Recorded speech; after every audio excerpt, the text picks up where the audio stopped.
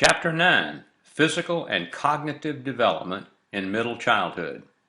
In middle childhood, children add about 2 to 3 inches in height and about 5 pounds in weight each year.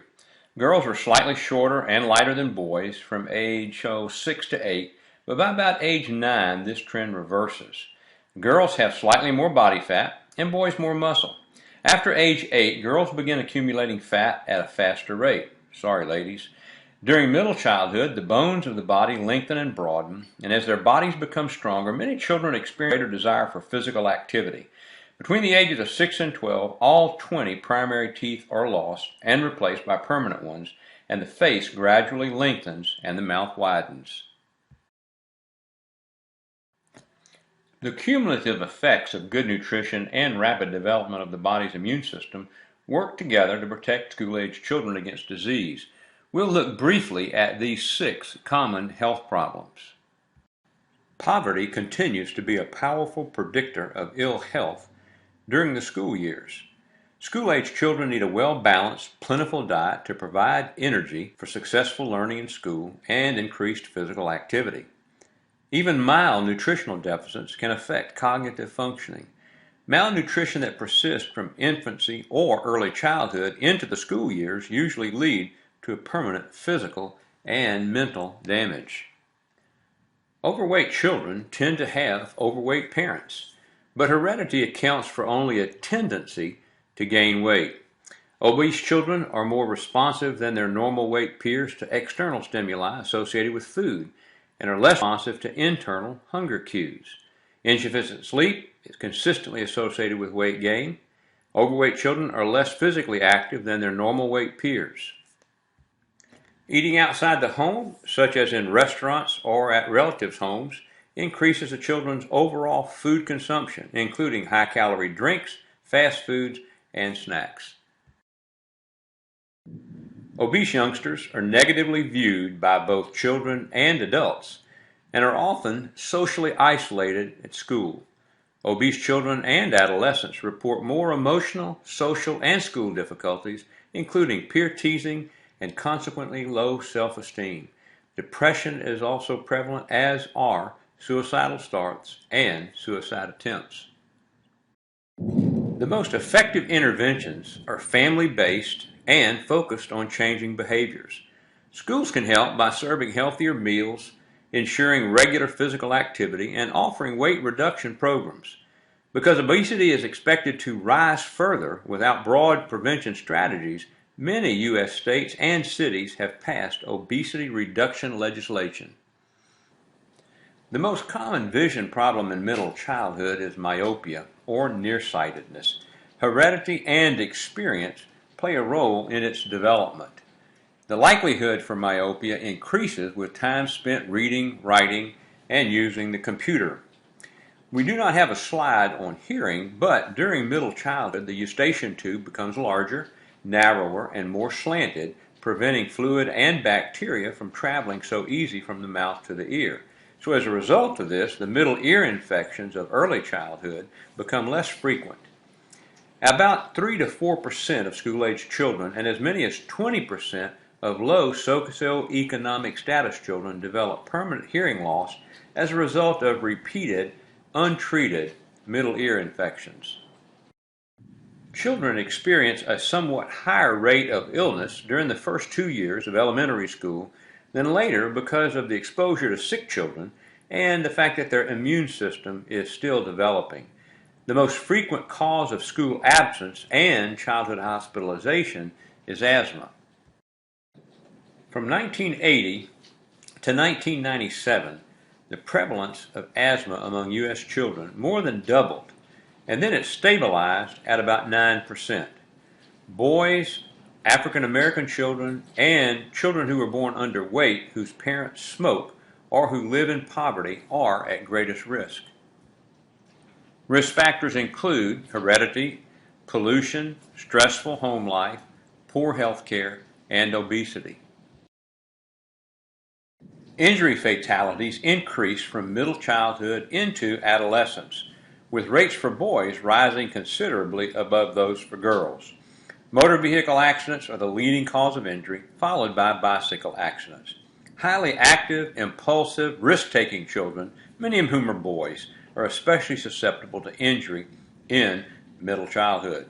Parents tend to be particularly lax in intervening in the dangerous behaviors of such children, especially under conditions of persistent marital conflict or other forms of mental distress. During middle childhood, running, jumping, hopping, and ball skills become more refined.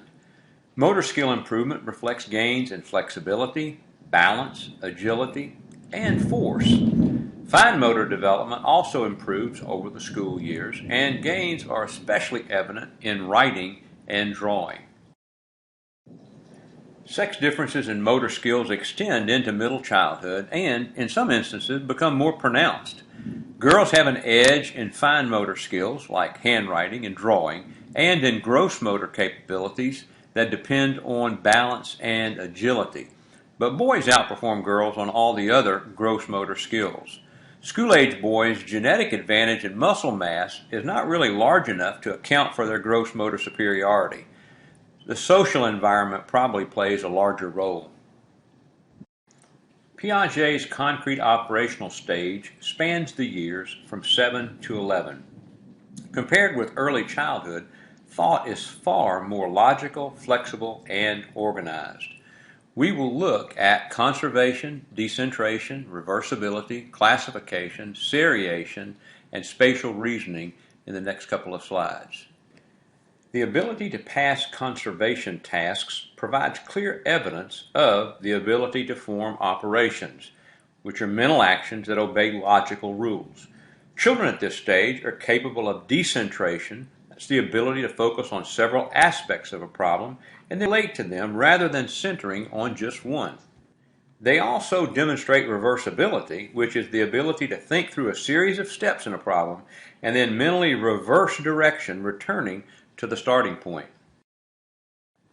Between the ages of 7 and 10, children pass Piaget's class inclusion problem, which indicates a greater awareness of classification hierarchies.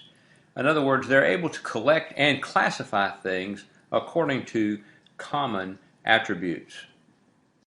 Concrete operational children are capable of seriation, which is the ability to order items along a quantitative dimension such as length or weight. They can also seriate mentally, which is an ability called transitive inference. School-age children's understanding of space is more accurate than that of preschoolers. This is evident from the cognitive maps that children can reproduce, mental representations of familiar large-scale spaces such as their neighborhood. And drawing a map of a large-scale space requires considerable perspective skill because the entire space can't be seen at once.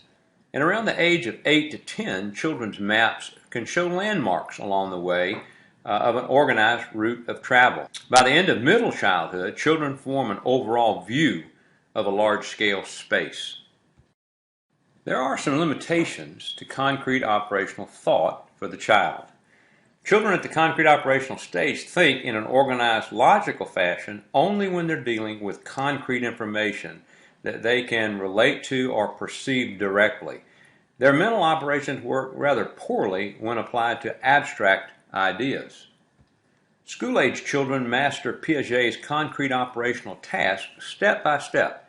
They work out the logic of each problem separately instead of coming up with general logical principles that they apply to all relevant situations. Recent evidence indicates that specific cultural and school practices have a lot to do with the children's mastery of tasks of Piaget. Information processing research helps explain the gradual mastery of logical concepts in middle childhood. Some researchers conclude that the forms of logic required by the tasks of Piaget do not really emerge spontaneously, but are really heavily influenced by training, context, and, like we mentioned before, cultural conditions. Some neo-Piagetian theorists argue that the development of operational thinking can best be understood in terms of gains in information processing speed rather than the sudden shift to a new stage. With practice, cognitive schemes demand less attention and really become more automatic, freeing up space in working memory so children can focus on combining old schemes and generating new ones. Once the schemes of Piaget and Stage are sufficiently automatic, enough working memory is available to integrate them into an improved representation, and children acquire central conceptual structures, broadly applicable principles that result in increasingly complex systematic reasoning. In middle childhood, attention becomes more selective, adaptable, and planful. Selective attention improves sharply between the ages of 6 and 10, with gains continuing throughout adolescence. Older children are better at flexibly adapting their attention to task requirements, and planning improves greatly in middle childhood. Parents can foster planning by encouraging it in everyday activities. Also, the demands of school tasks and teachers' expectations of how to plan also contribute to gains in planning. Some children have great difficulty paying attention. Learning and behavior problems sometimes can be attributed to attention deficit hyperactivity disorder, ADHD, which includes inattention, impulsivity, excessive motor activity, and it results in academic problems and social problems. Stimulant medication is the most common treatment for ADHD. As long as dosage is carefully regulated, these drugs reduce activity level and improve attention, academic performance, and peer relationships for about 70% of the children who take them. All of us know somebody who's been diagnosed ADHD or has a child who's been diagnosed ADHD. For this reason alone, we may be overdiagnosing ADHD. If I were to ask you to name several medications that you're familiar with, that you've heard about people taking for ADHD, you could probably come up with them. Drugs like Ritalin, Concerta, Vyvanse, and Focalin. There is no doubt, however, that a child, or an adult for that matter, with ADHD, real ADHD, would greatly benefit with medication. Memory strategies are the deliberate mental activities we use to store and retain information. Rehearsal involves repeating information to oneself. Organization is grouping related items together, and elaboration is creating a relationship or a shared meaning between two or more pieces of information that don't really belong to the same category. These permit older children to combine items into meaningful chunks, which allows them to retain more information and further expand their working memory. Children's theory of the mind, or metacognition, is a set of ideas about mental activities, and it becomes more elaborate and refined during middle childhood. Older children regard the mind as an active agent that selects and transforms information. They have a much better understanding of cognitive processes and the impact of psychological factors on performance. School-age children are not yet good at cognitive self-regulation, the process of continuously monitoring progress toward a goal, checking outcomes, and redirecting unsuccessful efforts. Monitoring and controlling task outcomes is cognitively demanding, requiring constant evaluation of effort and progress. So throughout elementary and secondary school, self-regulation predicts academic success. Parents and teachers play vital roles in promoting children's self-regulation. And children who acquire effective self-regulatory skills really develop a sense of academic self-efficacy. In other words, a lot of confidence in their own abilities. Around the age of 6, IQ, or intelligence quotient, becomes more stable than earlier and correlates fairly well with how well the child will do academically. Early experimentation with grouping kids by IQ in public schools did not prove beneficial. For a true measurement of IQ, the test needs to be as culture-free as possible. The Wechsler Intelligence Scale for children seems to be the most accurate for including questions that don't exclude ethnic minorities.